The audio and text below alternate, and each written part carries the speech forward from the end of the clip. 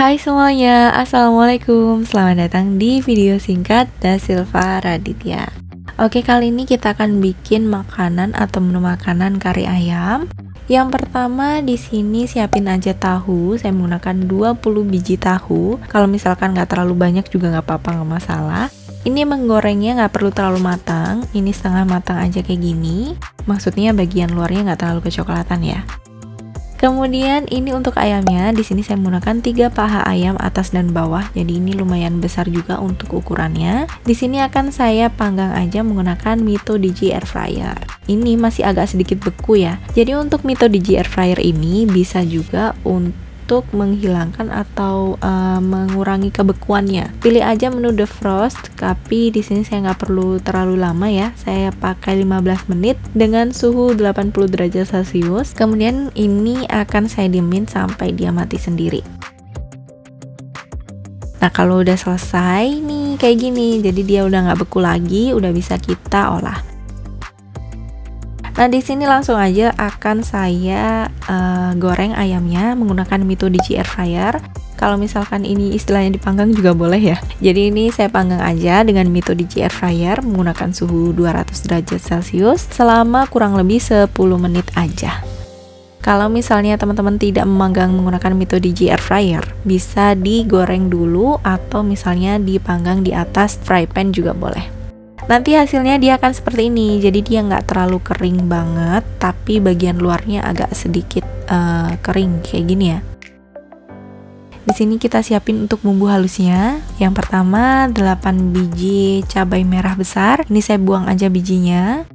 Kemudian ada 6 siung bawang merah, 4 siung bawang putih, 1 ruas jari jahe. Kemudian saya tambahin tomat. Di sini tomatnya saya potong-potong aja. Ini sebanyak 1 buah tomat. Selanjutnya kita siapin kemiri. Di sini saya pakai 4 butir kemiri, saya potong-potong aja kayak gini. Biar lebih mudah, ini cabainya saya potong kecil-kecil kayak gini.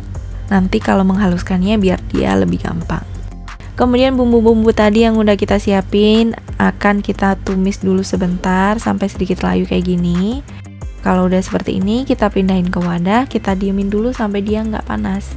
Kalau udah nggak panas baru bisa kita haluskan.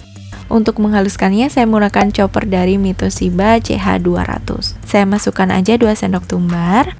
Kemudian saya masukin bumbu-bumbu yang udah ditumis tadi, mulai dari cabai merah besar, bawang merah, bawang putih, kemudian kemiri, tomat, dan kalau misalkan mau ditambah dengan kunyit di sini juga boleh. Tapi di sini saya menggunakan kunyit bubuk. Tinggal kita pencet-pencet aja bagian atasnya sampai dia udah mulai halus kayak gini. Kalau udah halus kayak gini, ini udah siap untuk kita olah ya. Nah, untuk mengolah karinya ini saya menggunakan casserole dari Stain Cookware. Yang pertama ini akan saya kasih minyak secukupnya, kemudian saya masukin bumbu halusnya. Sesuai yang saya bilang tadi, saya menggunakan kunyit bubuk. Di sini saya gunakan sebanyak 1 sendok teh kunyit bubuk. Setelah itu saya tambahkan serai yang udah dikeprek, lengkuas yang saya potong kecil-kecil, kemudian daun jeruknya juga. Saya tumis aja sampai semuanya benar-benar matang dan harum. Lalu saya tambahkan merica bubuk juga di sini. Kemudian saya tambahin sekitar 1 sendok teh jintan. Tumis-tumis sebentar. Kemudian kita tambahkan 1 sendok makan gula merah. Ini sekitar setengah batok ini ya.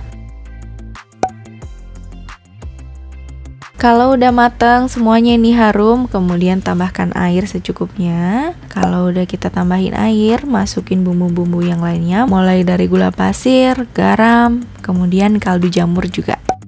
Gula pasir, garam, kaldu jamur bisa disesuaikan selera ya.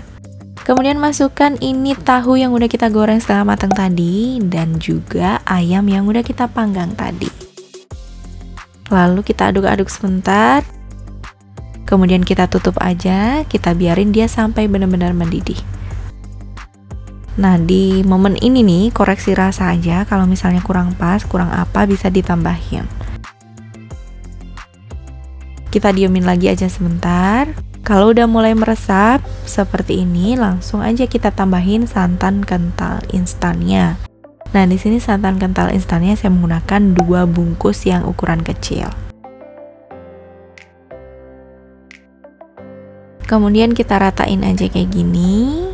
Kita biarin sampai dia mulai mendidih. Jangan sampai ditinggal ya. Kalau misalnya ditinggal, takutnya dia santannya pecah.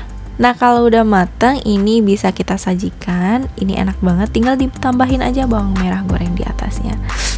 Jangan lupa cobain di rumah ini karinya, karena ini enak banget. Oke, terima kasih yang udah nonton dari awal sampai akhir. Sampai ketemu di video berikutnya. Bye. Wassalamualaikum warahmatullahi wabarakatuh.